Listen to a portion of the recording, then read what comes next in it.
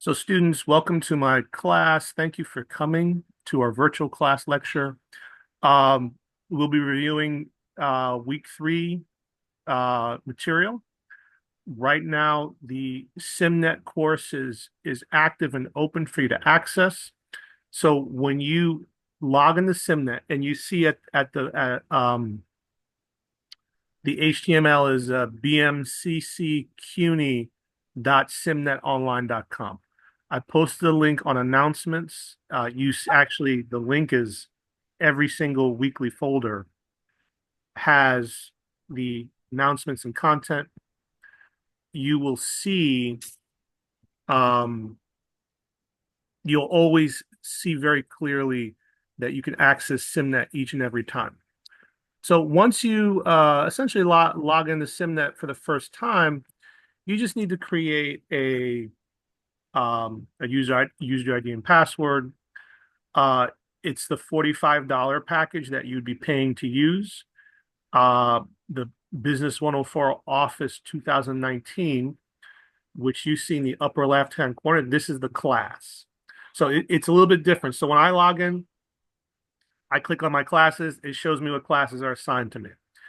For whatever reason, and it's for whatever reason for BMCC students, it shows you every single class that exists for BMCC. It doesn't know that you're in my class. It doesn't register you. You have to find my class, which stinks because a lot of students can't find it or don't know how to find it. So I'm showing you how to do that. So when you log in for the first time, when you make an account, when you register, you can search for a classroom. You can select your class. When you select your class, you have to find me. But you don't know what the classroom is, right? So that's why I said wait until I get the classroom information because you can search my class because you might be in an old enrolled class. We don't know. So you see the information is in the upper left-hand corner here. It's Business 104. We're in Office 2019. That's sort of the version of Sim that you're using. The actual section, that means your section, your class, it's right here. Business 104, section, or they call CH01, Professor Washington, Spring 25. So essentially, when you have to find my class, you have to do a search, like a little search bar. So if you type in like Washington SPR 25, you'll find me. Then you click and you log into that classroom. If you just search for my last name, Washington, you'll see the class, right? And this is our class. If you look at your registrar documents, you'll see it's Business 104 CH01. Okay. So that's how you find our SimNet class. So you'll know if you're in my classroom because you'll see this, right? You'll see the assignments. So you know, oh, this is what we're doing. You'll see the project and the group, and you'll see it says group, but they're individual assignments. So if you click into it, right? Now this says due date today. Don't worry. You can continue to do it after the due date. So don't worry about it. If it penalizes you for any points, I will remove the penalties when I put in my gradebook. So don't worry too much about the due dates. They're just there as sort of a guidance. So you'll see these are the first sets of lessons, right?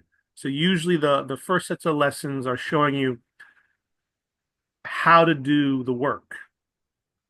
The second set of lessons shows you usually how to actually it lets you do the work with the computer. And then the next lesson or the preceding lesson is usually do it yourself, right? So it's sort of watch me, do it with me, now do it yourself. Okay? That's how it usually works. Then you take the exam. So this lesson, the exam for the lesson, exam for the lesson. So the exam is where they're kind of testing you on doing it. So essentially it's just a full-on no support, no instructions, just do it yourself. Very simple, very easy. Teaches you how to do Excel. So you know this is the right one because it says introducing Excel. So this is the first set, right? And then the second set. And you see the first set you would do in the month of February. The second set you would do in the month of March. And the third set you do in the month of April. Then once you complete these sets, you do the project. Then you download the link, right? So you need to click start file to complete the project using instructions below. It's going to give you an actual Excel spreadsheet document. That is your document and your document alone to do. To complete this assignment, you need to actually use your document. Oh wait, I gotta. Okay. So that means when you log in, that's your document. You can't go on Excel and open up your own document. You can't borrow someone else's document. You have to use the document that they give you when you download it because it has your ID number, your SIMnet ID, and that's the document you work on. Okay. So if you submit any other document, if you upload any other document, it won't work. So you do all your work for nothing. So just make sure you submit the proper document, which is the one that they give you when you start the file. Okay. And essentially what it is just all the stuff, all of the assignments that you've been doing, the SimNet is just building up to it. It's essentially like it's just a series of instructions on what to do. And you build out a Excel, you answer the questions on the Excel. If you have any questions, you can always interject. Like usually students raise their hand, but I don't mind you just kind of unmuting and just say, "Hey, professor." That's okay for me, right? As long as not too many people screaming, it's okay. Just to clarify. So anyway, um, once you do that, you submit it. So it's called working with sales data alternative VLOOKUP. So essentially, you open the workbook. Uh, it's asking you it's explained to you how to do what you need to do, right? So you see, it's a chunky amount of stuff to do, right? It's a lot of stuff to do, right? And it's just sort of saying this is what you do, this is how you do it. It's instructions, right? You can click here, you can listen. If for some reason you're visually impaired, you can click here to listen. Not sure how that works so well with building out an Excel spreadsheet, but and these are the instructions on what to do. You see, it's a decent amount of work. So what I tell students is this is important to do, and you see there's a little toggle window for Windows and Mac. This is a decent amount of work to complete. It's relevant to real life work, right? So if you are working for a company, you have to make a spreadsheet, a chart, doing some numbers, figuring out some sales information, which is what it's doing. This is how you do it. Okay, so you're learning real practical stuff. Now, maybe you won't be using this. Maybe you will be doing something like this. Um, it depends on the type of work you do, right? But if you complete it and you submit it and you get over a 90, you could resubmit. You can uh, make corrections, resubmit your work, try to get a higher score, right? They give you a certificate. It's a virtual certificate that you can put in your resume. Now, what I recommend doing is I recommend actually completing all of the assignments. So these 3 assignments, complete those because that'll give you the basic information about how to do Excel. Uh, if you're behind in your work and you're struggling a bit with the class, I would do this last, okay? So I would focus on studying for your midterm. I would focus on studying for your final. I would focus on doing your career project, which will probably go over maybe the next class or the class after. I would focus on doing those things, right? Do your connect assignments, your discussion board, study for your midterm, study for your final, do your career project. I would do this last if you're short on time because it's a chunky amount of work. And this is not even 5% of your grade. It's like these groups of assignments are 2.5% of your grade. This is the other 2.5%. I think maybe they increased the total value of SimNet, but for the most part, um, it's worth the least amount. The project's worth the least amount. So I would recommend, doing it, giving a shot for real life experience. I would recommend understanding how to do all of this because this is the relevant stuff.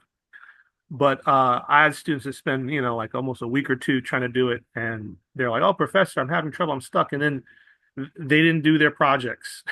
They didn't do their other assignments. So sometimes we certain students they hyper focus. It's called hyper focusing on one thing, and they get so focused on the one thing that they forget other things. And then you're juggling five classes, maybe more, maybe less. So if you're like, oh, what do I got to do for this class? You may get caught up and not get all your stuff done, the big stuff that's important. So I would say that, SimNet is practical and important for you to learn. Definitely do these group assignments. Don't kill yourself so much on this. Make sure you finish everything else first, right? Finish your midterm, your finals. Unless you crush this and you're like, well, I'm way ahead. Then, work it at your own pace. You don't have to wait till April and May to work on the project. If you want to just grill through SimNet and just finish everything as possible, go right ahead. So it's at your own pace. Okay. So I'm going to now shift gears to our lecture. Do you guys have any questions about SimNet before I continue on the lecture, or are we good? I Okay, good. have a question though. Go ahead. How do you get there? Like, do you, um, So if you check out, so you're logged into Brightspace, right? yeah. All right. So if you go to content and you click on any weekly folder, weekly one, two, three, Mhm. four, you'll see I post a link for SimNet in every single week. So But if you course information, do I, say that one more where, time. the course information or where do I, Oh, you mean are you in Brightspace right now? yeah, Okay, so you see the folder, you see the little tab that says content. content. Oh yeah, Okay. So you click on content and you see it brings up all the weekly folders for where your work is every single week. yeah. Okay. So have you looked at this before, or is this your first time looking at it? Well, no, I looked at it, but it was telling me something else, so I don't know how to get there. That's why I forgot. Okay. Don't worry, there's a lot of stuff there's a lot of stuff, so don't feel embarrassed and shamed or nervous about it. I just want to ask, some students they just registered for my class last week. So they have no idea what's going on. So I just wanted you to tell me like what's going on, where are you at? Yeah, So when you are in the any weekly folder, if you click on week one, week two, week three, and you see all these links and you see all this information, you'll oh see yeah, something called SimNet. Do you see it? yeah, I see it. Yeah, click on that. It's a direct link to our bmcccuny.simnetonline.com website. And then you're Okay. going to register for SimNet. You are going to I choose logged in already. you're logged in. Okay, you choose the Yeah, $45 option. yeah, Okay, and then find my class. By the way, the last thing I have to tell you guys before I slip my mind, if you have already logged into SimNet way before me going yeah, on this lecture, and you are not logged into my class, which is what I showed you guys earlier, yeah. you need to send me an email. Because, Oh, do I send you an email? Like I paid it? yeah, send me an email, register for my. So what's going on is that if you registered for the SimNet and you did not register into my class, meaning you have to search for my class and join my class. So if you, so you got to just type in my name, Professor Washington, Prof.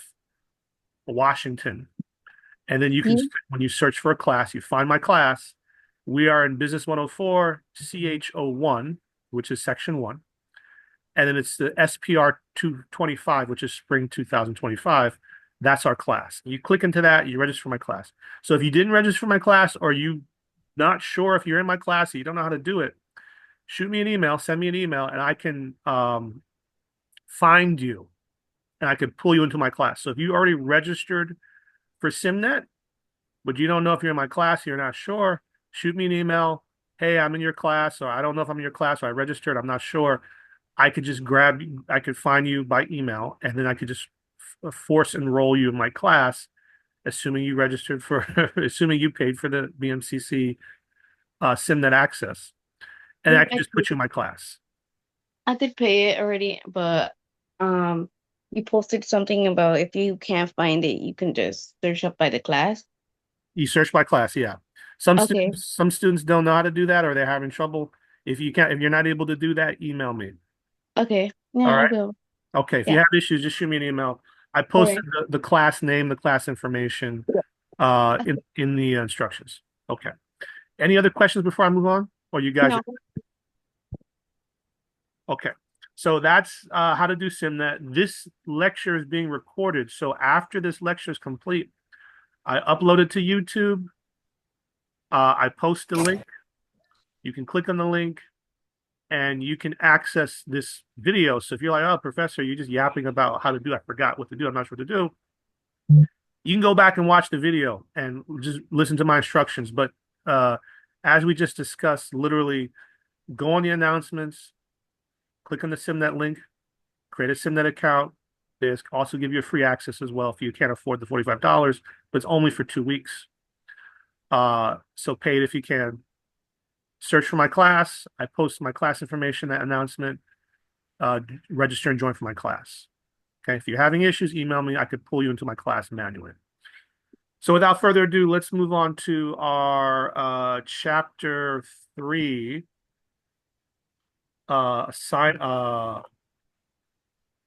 Chapter 3 material. So we're up to week 4 now.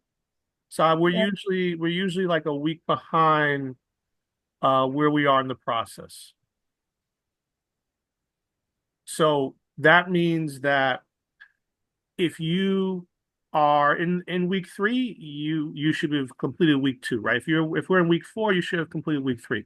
So that gives you a basic idea of where we are. So I'll usually my lectures will be in the past, a week behind, but I will catch up eventually with the final week. Okay, so the dynamic global market. So this one's about global markets. We spoke a bit in class when we had our live class. We spoke a bit about the markets. I spoke a bit about trade, the price of gold, things of that sort. We spoke about yerba mate, which is the coffee alternative, that Red Bull alternative I was telling you about. We went over all that, and that's because it ties into the learning material that we're going over. But this is going to be a little more about the actual class lecture, right? So the global market is you understanding that the world market is beyond what you buy and sell in the U.S. You're buying a car. If you're buying a Toyota car, Toyota's a global company, right? It's not even hubbed. They do have a U.S. office. They do have U.S. Entities domestically here, but it's based overseas, right? Toyota is Japanese. So America, same thing. You can go to Japan and get a McDonald's burger. It'll be different, but you can get a McDonald's burger. All right. You can buy Coca-Cola products literally anywhere in the world. And what you might not know is that Coca-Cola and all these companies change their products and adjust them for the global market. So if you drink a Coca-Cola in the US, it's not the same as Coca-Cola in Mexico. It's not the same as Coca-Cola in Dominican Republic. It's not the same product. They change the products, and then their product lines are different for many reasons. So, for example, you buy a Coca-Cola in the store. I don't know how much a bottle of Coca-Cola is right now. I know there's different sizes, but whatever that price is, that's you being able to afford to pay it as an American US dollar, $2, however much it is. In another country, someone can't afford that because their dollar, like Zimbabwe, does not buy the same amount of goods an American dollar does, right? So like the euro right now is almost at parity to the U.S. dollar. It was worth a lot more in the past. That means the euro America has more purchasing power on European products, and the euro has less purchasing power. The European dollar, the euro currency, the European Union has less purchasing power on American products.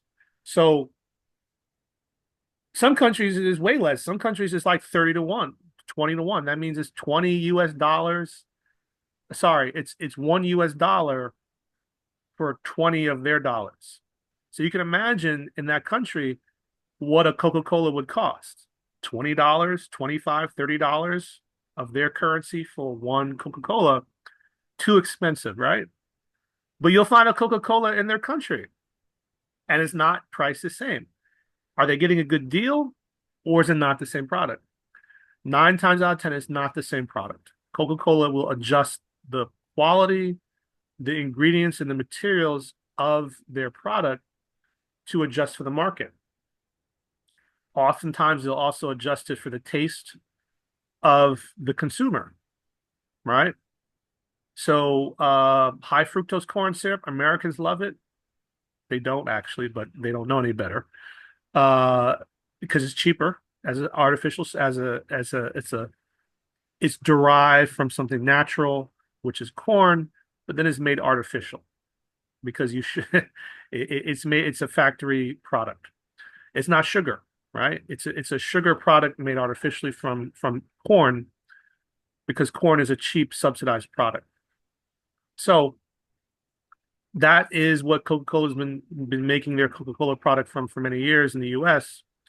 And as you know, if you don't know, high fructose corn syrup is very, very, very bad for your health. So you want to avoid drinking products or eating products that contain it. A lot of people are aware of this now, so they're reducing the amount they put in, or they're just going back to regular sugar because people are more health conscious about it. But in some countries, they don't like that. You won't find it. You'll just find regular cane sugar, right? As the Mexican Coca-Cola, regular cane sugar. Tastes different too. Some people prefer it because it tastes better. Some people prefer the flavor. So global markets are complicated. They're interesting. Big businesses are thinking and adjusting and making adjustments based upon purchasing power, the currency power of your dollar in relationship to their country, and they're making a profit, right? That's why I was telling you earlier, the whole thing Trump is doing about the tariffs has a really, really huge impact on everything in your life. Uh, true. Maybe that may impact how much a Coca-Cola costs in a different country. That'll impact back to Coca-Cola's profits, which will then impact back to the job market, right? Whoa, we're not making as much money. Let's fire some people. That's what happens. So when companies are not doing well, they cut back on staff. When they cut back on staff, you lose your job. When you lose your job, mommy and daddy can't pay rent, or they burn through their savings.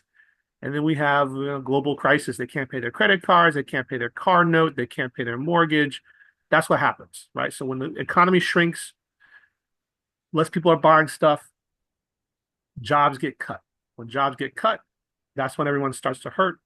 That's when you start to see sort of a chain reaction. Okay. So this is just a basic population by continent. We went over a lot of stuff already. So why trade with other nations? So this is a definite like a textbook definition: comparative advantage versus absolute advantage. Something you'd want to know on the exam. Comparative is a country should sell to other countries those products that it produces most efficiently and buy from other countries those products it cannot produce as effectively. An absolute advantage is the country has a monopoly on producing a specific product or is able to produce it more efficient in other countries, right? We went over examples about that with bananas, oil in class. So the word importing, just so you guys know, this word importing, this is when you bring goods into your country or just when you bring goods into something. Exported is when you send goods out, right? So import is bring goods in or bringing something in, and exporting is sending it out, right? So if I'm importing, so in America, we import Toyotas because it's coming in from a different country. And then we're exporting oil, we're exporting Ford, Chrysler, US products, steel, things of that sort. Apple products. So make sure you're familiar with import is bringing in, starts with I in, export, bringing out. So just remember that. That's important. Another definition you want to know for your exam, balance of trade, surplus versus deficit, meaning that we are trading more favorably. So we are exporting or sending out more goods than what we import. Some countries have to import more stuff because they don't have a lot of stuff in their country, right? So they're importing more things. Um, it's just what it is, right? Balance of payments, the difference between money coming into a country from exports and money leaving the country from imports. Dumping. We went over dumping, right? I use the example of rice. If you were in class, uh, Japanese rice versus American rice. America could sell rice really cheap in Japan or dump their product, but Japan puts a tariff on American rice so they can't dump it. That way, that Japanese rice farmers still have control, and Japan has control over their own industry. So you can make a really cheap product and dump it on another country and destroy their economy and then take control of their economy. So that's why tariffs are important, because they fight against that type of aspect. Okay, so just a picture of largest exporting nations in the world and the largest U.S. trade partners. A picture of that. All right, strategies for reaching global markets, licensing, exporting, franchising.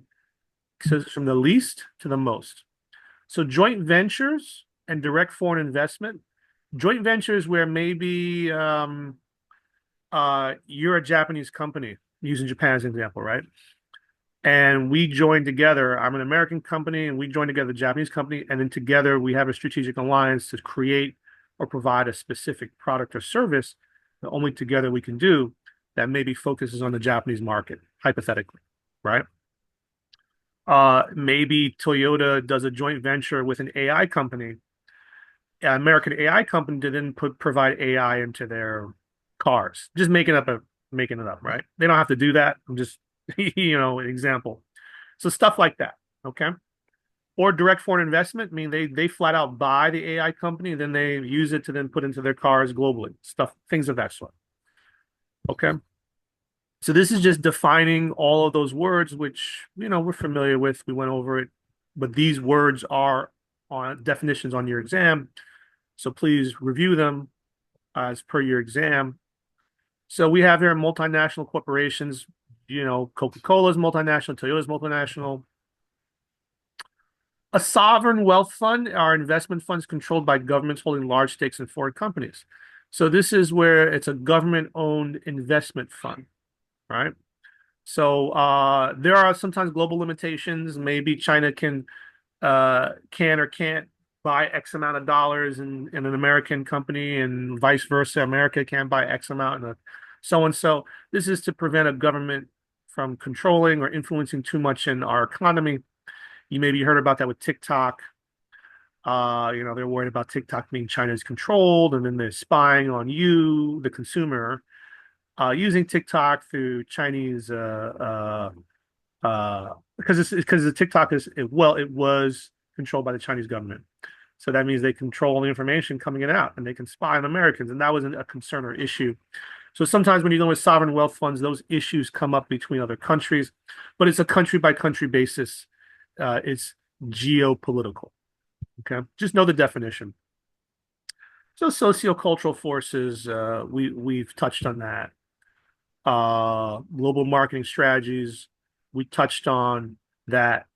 One strategy in America does not work in the U.S., right? Coors Brewing Company put its slogan, "Turn it loose," into Spanish, and found it translated as "suffering from diarrhea."